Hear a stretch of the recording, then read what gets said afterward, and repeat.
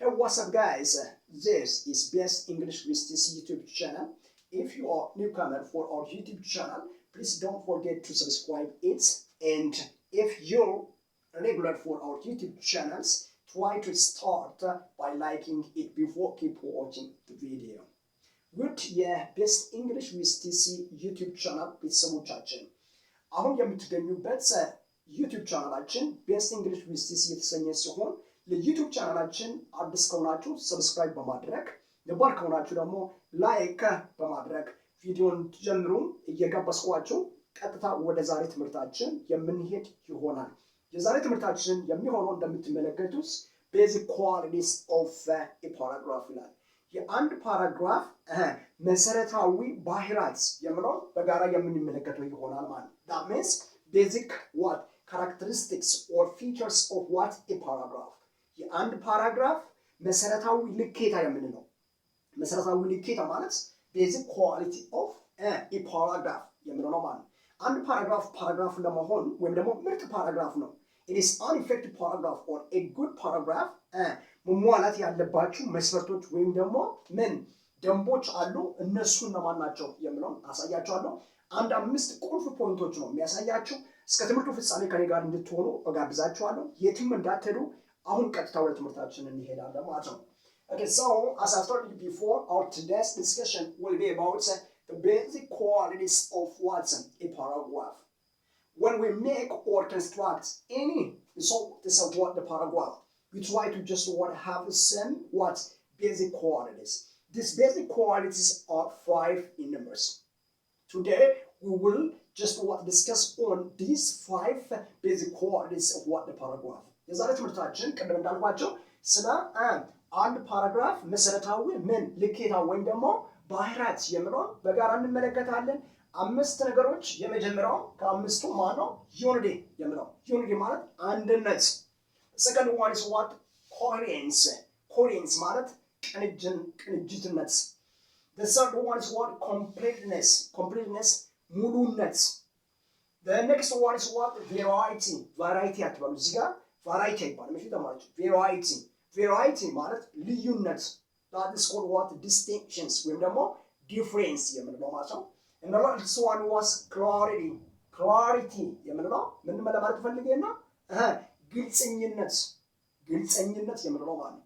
ስለዚህ አንድ ፓራግራፍ ለመሆን እነዚህ አምስቱም መሟላት ያለባቸው የፓራግራፍ ኳሊቲው የግድ መኖር አለበት ማለት ነው። ከነኚህ ውስጥ አንዱ ከሌለ ያ ፓራግራፍ ምንድነው የሚባለው ማለት ነው? it is what effectiveness or goodness መልካምነቱን ወይም ደግሞ አሪፍነቱን የፓራግራፍ ጥሩነቱ ምን ይሆናል ማለት ነው? ይበላሻል። ስለዚህ አምስቱን ነገሮች ምንድናቸው የምንሆን በእያንዳንዱ አንስተን እናያለን ማለት ነው። As I've told you before, the first basic qualities of one paragraph or a paragraph is what unity. አንድ ፓራግራፍ ለመሆን effectively እንደ ፓራግራፍነት ለመስራት ዩኒቲ ያስፈልጋል። ዩኒቲ ማለት ከስሙ እንደምንረዳው አንድ የሚያደርጋቸው ወይም ደግሞ ምንድነው ማለት ነው? ፓራግራፋችን ውስጥ ያሉት ሐሳብ አንድነታቸው ምንድነው የሚለውን የሚያጠና ነው ማለት ነው። So it says it refers to one topic without mixing up unrelated ideas. Yes? ምንድነው የምትለው እዚህ ጋር without mixing up unrelated ideas to the major issues. የተሰጠንን ዋና ሐሳብ ወይም ደግሞ major issues ዋና ጉዳዩን የተቀላቀለ ከተሰጠን ቶፒክ ሴንቴንሱ ወይም ደግሞ የፓራግራፉ ወይም ደግሞ የአንቀጹ ዋና ጉዳይ ወይም ደግሞ ጽንሰ ሐሳቡ ጋር የሚጋጭ ሳይሆን ምንም ይሁን unrelated ማለት የማይገናኝ ወይም ደግሞ ተቃራኒ የሆነ ሐሳብ ሳይሆን ተቀራርቦ ግልጽ የሆነ ሐሳብ በአንድነት የሚገልጽልን ማለት ነው። So we can say that is it refers to one topic without mixing unrelated ideas to the major issues. ከሐሳቡ ጋር ከዋና ሐሳቡ ጋር የማይገናኝን ሐሳብ የማያስገባው ደግሞ ተቀራራቢ የሆኑትን ሐሳቦቹን የሚያስረዳን ዩኒቲ ተብሎ ይጠራል ማለት ነው።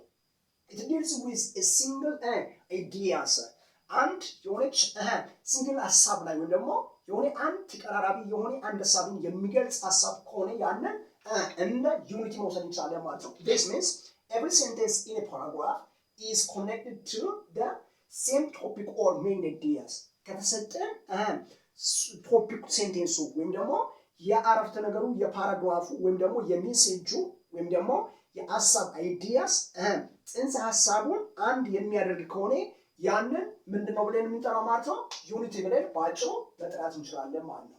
If this criteria is not fulfilled, the paragraph loses its unity. ያውን ያነሳነው መስፈርት ሳይሟላ ሲቀር ፓራግራፉ ዩኒትነቱን ይለቃል ወይም ደግሞ ምን ይሆናል ማለት ነው?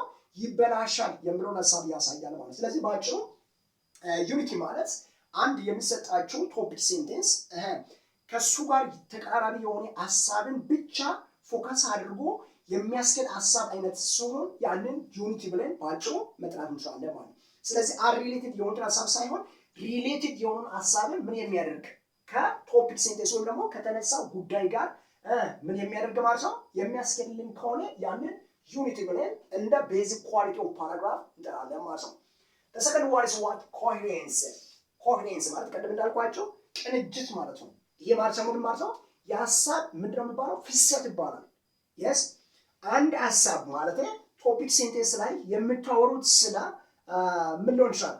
ስቱደንት ኦፍ the world ቢሆን የዓለማችን ተማሪዎች የሚለው ጉዳይ ማንሳት ፈልጋቸው ስለሱ ስታወሩ የምታንሱት ሐሳብ ከዓለማችን ጋር ካሉት ተማሪዎች ጋር የተገናኘ መሆን አለበት ሲባል ከዚህ ጋር የሚቀናጅ ወይም ደግሞ የአረፍተ ነገራችሁ ወይም ደግሞ የቶፒክ ሴንቴንሳችሁ ምን ሪሌሽኑን ከሐሳቡ ጋር የሚያያይዝልን ቅንጅትነት ይባላል። ስለዚህ እሱ ምንድነው የምንለው ነው? ኮሄሬንስ።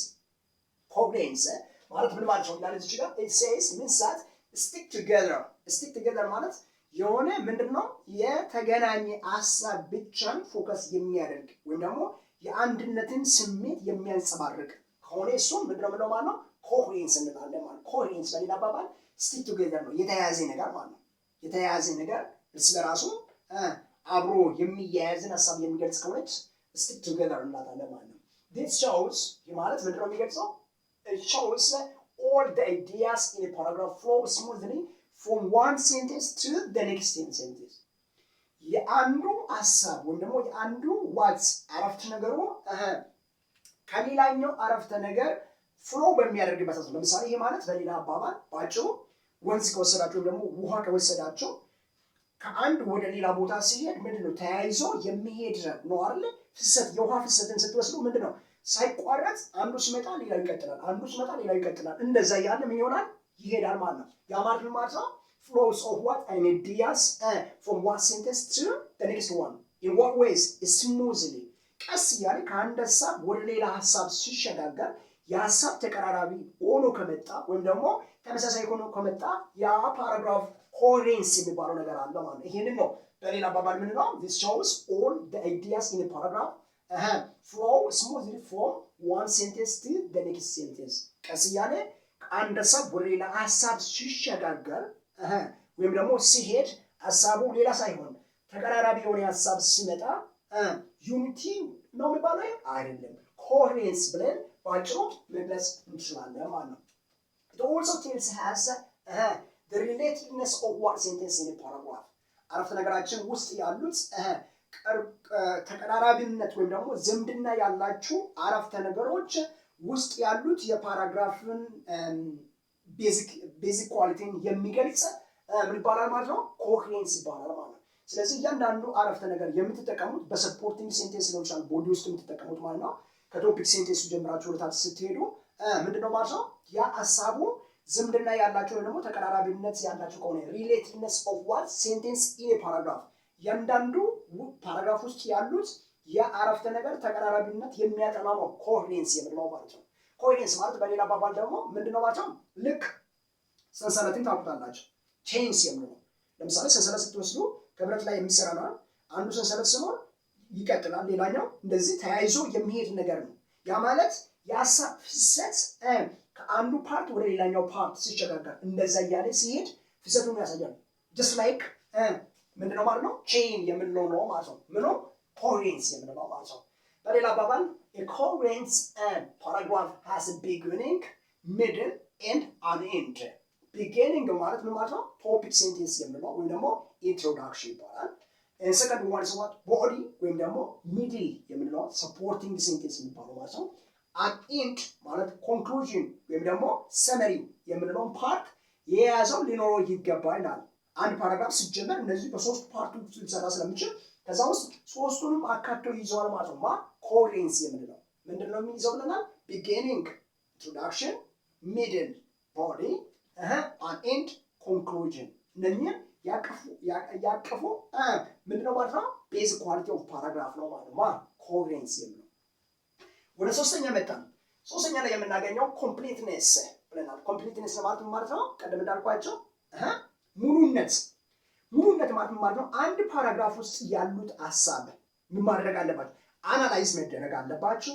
አንደኛው ነገር ይሄን ነው። ሁለተኛ ነገር ደግሞ ኤክስፕሌን መደረግ አለባቸው። ሌላኛው ደግሞ ምንድነው የምንፈልጋቸው እዛ ውስጥ ያሉት ኤክስፕሌንስ ቢደረጉ ሰፖርት ሊደረጉ ይችላሉ። ምኑን ከላይ የተነሳውን ሐሳብ ምን ያደርጋል? ተቀብሎ በደንብ አድርጎ ተንትኖ የሚገልጽልን ከሆነ እሱ ኮምፕሊትነስ እንለዋለን ማለት ነው። ማለት ነው ይሄኛው ሙሉነት ነው። ፓራግራፍ ውስጥ ያሉትን ሐሳብ በአጠቃላይ ምን የሚያደርግ ማለት ነው? የሚተነትንልን ከሆነ አንድ የሚገልጽልን ከሆነ ሁለት የፓራግራፉን አረፍተ ነገር ውስጥ ያሉትን ሐሳቦች ሙሉ በሙሉ ሰፖርት የሚያደርግ ከሆነ ያ ኮምፕሊትነስ ይባላል። ስለዚህ ኮምፕሊትነስ ነው provides well developed and satisfying information for the readers ለአንባቢያችን ምን ያደርጋል? የተሟላ ሐሳብ ያለውን የተነሳውን ጉዳይ በደንብ አድርጎ ለሪደራችን የሚያቀርብልን ምን ይባላል? completeness ይባላል ማለት ነው። ስለዚህ it provides what a well developed and satisfying information for our reader. yes አጥጋቢ የሆነ ኢንፎርሜሽን ለተፈላጊው አንባቢ ወይም ደግሞ ቪየርስ እና ሪደርስ የምንላቸው ምን ያደርጋል ማለት ነው? ያቀርባል። ዋናው እሱ completeness የሌለው ፓራግራፍ መሆን አይችልም። ምክንያቱም የሚፈለገው ሐሳብ ፓራግራፍ ውስጥ ሲነሳ ሙሉ በሙሉ የፓራግራፉ ዋና ሐሳብ ወይም ደግሞ መልእክቱ በኮምፕሊትነስ ምን ይደረጋል ማለት ነው? ይጠናና ፋይናላይዝ ተደርጎ ወይም ደግሞ አናላይዝ ተደርጎ ምን ይሆናል? አንባቢ ጋር ይደርሳል ማለት ነው። ስለዚህ ኮምፕሊትነስ እጅግ በጣም ከፍተኛ ሚና ይጫወታል ምን ውስጥ? አንድ ፓራግራፍ ውስጥ ማለት ነው። ኦኬ ሶ second point says it also clarifies clarify ማለት ነው ግልጽ ያደረገ የሚገልጽ ማለት ነው። analyzes ማለት ነው ይተነትናል ነው። explains ማለት ነው ይገልጻል ማለት ነው። and then supports what the readers with all necessary detailed information እያንዳንዱ አስፈላጊ በጣም ጠቃሚ የሆኑትን ፖይንቶች ወይም ደግሞ ኢንፎርሜሽኖችን ምን ያደርጋል? ቀደም እንዳልነው ሰፖርት ያደርጋል። ሰፖርት አድርገው ለማን ነው? ለሪደሩ ያቀርባል። ኤክስፕሌን በማድረግ ሪደራችን እንዲያገኝ በቀላሉ ያስቀምጣል። አናላይዝ በማድረግ ወይም ደግሞ ክላሪፋይ በማድረግ ምን ያደርጋል ማለት ነው? ሪደራችን በቀላሉ እንዲረዳ ያደርጋል ማለት ነው። ይሄ የማን ስራ ነው? ኮምፕሊትነስ የምንለው ማለት ነው። ወይም ደግሞ ሙሉነት የአንድን ፓራግራፍ ሙሉ ሐሳቡን የሚከልስና ምን የሚያደርግ ማለት ነው? የሚያቀርብ ማለት ነው። ለማን? ለሪደራችን። ባጭሩ እሱ ምንድነው የምንለው ማለት ነው? ኮምፕሊትነስ ብለን ባጭሩ መግለጽ እንችላለን ማለት ነው። and the next one is what? variety ይሄ ነው ቫራይቲ አይባልም። ቬራይቲ ነው የሚባለው። ቬራይቲ ማለት ምንድነው ማለት ነው? ልዩነትን ምንድነው ፓራግራፍ ላይ እዚህ ጋር ዩኒቲ እያል አንድነትን እያወራን እዚህ ጋር ደግሞ ልዩነትን እናወራለን እንዴ? እንደዛ ለማለት ፈልገው አይደለም ተማሪዎች።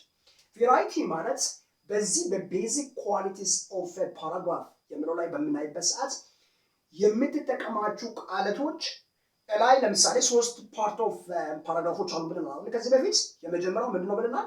ኢንትሮዳክሽን ወይም ደግሞ ቶፒክ ሴንቴንስ ነው። ሁለተኛው ቦዲ ነው ብለናል። ቦዲ ቢሆን ቶፒክ ሴንቴንስ ውስጥ ያሉት ሐሳቦች አንድ አይነት አረፍተ ነገርን አይደለም። ፓተርኑ ወይም ደግሞ የምትጠቀሙት የሴንቴንስ ስትራክቸሩ በተቀራራቢ ወይም ደግሞ በተመሳሳይ ሳብጀክት እና ቨርብ ወይም ደግሞ አገላለጽ መገለጽ የለበትም። ስለዚህ የምትጠቀሙት ቃላቶች የተለያዩ ፓተርኖች ያላቸው ደግሞ ዲፍረንት ፓተርን ይላቸዋል። ቬራይቲ ማለት it means that using different patterns of what subject verb agreements አረፍተ ነገራችሁ ላይ የምትጠቀሙት ሳብጀክት ቨርብ አግሪመንታቸው መሆን ያለበት ተመሳሳይ ቶፒክ ሴንቴንስ ውስጥ ያለውን ቦዲ ውስጥ ማስገባት አይጠበቅባቸው። ቦዲ ውስጥ ያለውን ኮንክሉዥን ውስጥ መጠቀም የለባቸው። ስለዚህ ምንድነው በምትገልጹበት ሰዓት ወይ ደግሞ በምትጽፉበት ሰዓት ለሪደራችሁ አስባችሁ መሄድ ያለባችሁ ቦሪንግ እንዳይሆንባችሁ ወይም ደግሞ እንቅልፍ እንዳያስይዛችሁ በማድረግ አለባችሁ። እያንዳንዱ ምርጥ ቃላቶችን ተጠቅማችሁ በተለያየ ዲፍረንት ፓተርን መግለጽ ወይም ደግሞ መጻፍ አለባችሁ። ያንን ምንድነው የምንለው ማለት ነው? ቬራይቲ እንለዋለን። ቬራይቲ ጥቅም አለው። የቬራይቲ ዋነኛ ጥቅሙ ምንድነው ማለት ነው? it helps our paragraphs more clear ፓራግራፋችን ሞር ግልጽ እንዲሆን ያደርጋል። አንደኛው በደንብ ሰው በቀላሉ እንዲረዳ ማለት ነው። በተለያየ መንገድ የተለያየ አገላለጽን ተጠቅሞ ሐሳቡን መግለጽ ሲችል ሪደራችን ሞር ክሊር ይሆናል ማለት ነው፣ ወይም ደግሞ ይረዳል በቀላሉ። and then it avoids what's the possible monotony that may disturb the attention of what's the readers የሪደራችን ምን ሐሳብን ምን እንዳያደርግ እንዳያበላሽ ወይም ደግሞ ዲስትሮይ እንዳያደርግብን ምን ያደርጋል ይላል ያስቀራል። እንዴት በማድረግ ሞኖቶኒ የሆኑትን ቃላቶች ፖሲብል ሞኖቶኒ ማለት ነው። ሞኖ ማለት ተመሳሳይ ነው። ተመሳሳይ የሆኑትን ቃላቶች ተመሳሳይ የሆኑትን አገላለጾችን መጠቀም እንደሌለብን ምን ያደርጋል አስቀርቶ ሪደራችን በደንብ አቴንሽኑን ወደኛ እንዲያመጣ ምን ያደርጋል ማለት ነው ግሮፕ ያደርጋል ወይም ደግሞ ምን ያደርግ ይችላል አትራክት ሊያደርግ ይችላል። የቬራይቲ ዋና ጥቅሙ አንድ ፓራግራፍ ውስጥ ይህንን ሚና ይጫወታል ማለት ነው። the last one is what clarity ማለት ግልጽኝነት ቅድም እንዳልኳቸው clarity ክሊር ማድረግ የምትለው ማለት ነው። clarify አድርግ ሲባል ምንድነው ግልጽ አድርግ ነው። ስለዚህ clarity ማለት ደግሞ ግልጽኝነትን የሚያሳይ ሲሆን ግልጽ የሆነ ነገር ፓራግራፋችን ውስጥ መጻፍ ወይም ደግሞ ማስቀመጥ መቻል አለብን ማለት ነው። ስለዚህ clarity ማለት ነው መጀመሪያ ነው clarity means something the clearness of what something yes የአንድ ነገር ግልጽ መሆኑን የሚያስረዳ clarity ብለን መጥራት እንችላለን ማለት ነው። it is about use of what clear and what understandable ልረዳ የሚችልና ግልጽ የሆነውን ነገር የሚያስቀምጥልን ምንድነው ማለት ነው clarity ነው። ስለዚህ እያንዳንዱ ፓራግራፍ ውስጥ ያሉት የምትጠቀሙት ላንጉዌጆች ወይም ደግሞ ቃላቶች ወይም ደግሞ ሴንቴንሶች ምን መሆን አለባቸው ይላል። አንደኛው ክሊር መሆን አለባቸው ይላል። ሁለተኛ አንደርስታንደብል መሆን አለባቸው። ለረዱ የምትችሉትና ቀላል የሆኑት ነገሮች ምን ቃላቶች ወይም ደግሞ አረፍተ ነገሮች ወይም ደግሞ ሜሴጆች መሆን መቻል አለባቸው። እንደዛ ካልሆነ ሪደራችን አሁንም ምንድነው የሚሆነው ማለት ነው እኛን ሉዝ ሊያደርገን ይችላል ማለት ነው፣ ወይም ደግሞ ምንባቡን አቁሞ ሊሄድ ይችላል ማለት ነው። ስለዚህ እንደዚህ አይነት ነገሮችን ባላንስ ለማድረግ ክላሪቲ ሚና ይጫወታል ማለት ነው እዚህ ጋር yes ስለዚህ እዚያ ሰው ላይ so that reader can easily interact with the meaning of what the main idea of what the paragraph የፓራግራፉ ዋና ሐሳቡን ሊረዳው ወይም ደግሞ ኢንተራክት ለማድረግ ኮሚኒኬት ለማድረግ ማለት ነው እንዲገባው ሲያነብ ግልጽ እንደሆነ ወይም ደግሞ ከኛ ጋራ እንድስማማ የሚያደርገው የምንጠቀማቸው ቃላቶች ወይም ደግሞ አረፍተ ነገሮች ምን መሆን አለባቸው ይላል ግልጽና ግልጽ መሆን መቻል አለባቸው ይላል። this implies that ይህ የሚያሳየው any paragraph should be written in a clear and simple words English ግልጽ በሆኑትና ቀላል በሚባሉት እንግሊዘኛ መሰራት አለባቸው። ለምን አንዳንድ ሰዎች እንግሊዘኛ ይችላል ተብሎ እንዲጠራ ቦምባርዲክ ወርድ ወይም ደግሞ ክሊች የሚባሉትን ቃላቶች ይጠቀማሉ። ይሄኛው ሪደራችን ይገላል እንጂ አይጠቅማቸው። ስለዚህ እያንዳንዱ የምትጠቀማችሁ ቃላቶች አትሊስት ምን መሆን አለበት ይላል ክሊር ኤንድ ሲምፕል እንግሊሽ መሆን አለበት ይላል። እነዚህ ሁሉም አምስቱ ሲሟሉ አንድ ፓራግራፍ ኢፌክቲቭ ወይም ደግሞ ጉድ ፓራግራፍ ይባላል። አምስቱም ያነሳናቸው ቤዚክ ኳሊቲስ ኦፍ ዋት ኤ ፓራግራፍ የሚሉት ሲሟሉ ብቻ ነው አንድ ፓራግራፍ ትክክለኛ ወይም ደግሞ አሪፍ ፓራግራፍ ነው የተጻፈው ተብሎ መግለጽ የሚቻለው። የዛሬ ትምህርታችን ይሄን ይመስላል። እዚህ ጋር ክለሳ ለማድረግ ቤዚክ ኳሊቲስ ኦፍ ፓራግራፍ አምስት ናቸው። የመጀመሪያው ዩኒቲ ነው ብለናል። ሁለተኛው ኮሄረንስ ነው ብለናል። ሶስተኛው completeness ነው ብለናል። አራተኛው ቬራይቲ ነው። አምስተኛው ነው የመጨረሻው ደግሞ ክላሪቲ ናቸው። እነዚህ አምስቱም ፓራግራፋችን ወይም ደግሞ አንቀሳችን ውስጥ ኖሮ ከሆነ ሙሉ በሙሉ ያ ፓራግራፍ ኢፌክቲቭ ፓራግራፍ ይባላል። እናመሰግናለን። የዛሬ ትምህርታችን ይህ ይመስላል። ፕሊዝ ላይክ ማድረግ እንዳትረሱ። ስላዳመጣችሁ እጅግ በጣም አድርጌ አመሰግናችኋለሁ። በቀጣይ ሌሰን እስክንገናኝ ድረስ መልካም ቆይታ ባይ